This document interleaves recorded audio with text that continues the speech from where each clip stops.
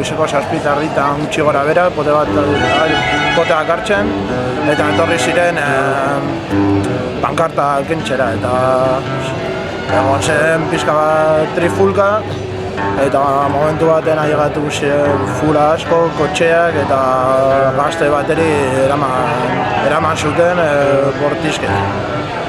Eta orduan hasi zen historia guztia.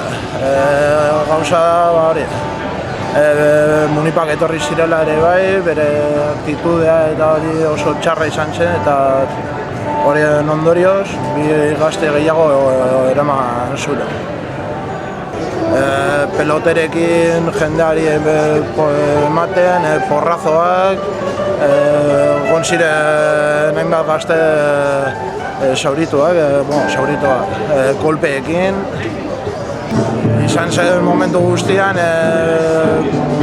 tensión, bere jarrera txarra, juten ginen beraiekin berba egitera, eta ezinezkoa zen. Beraie bakite hori gu dela mozkortuta, eta igual ere bai jasen lagotak kolma el baso, beraie dakit ere bai noiz etorri, goizeko ze ordutan.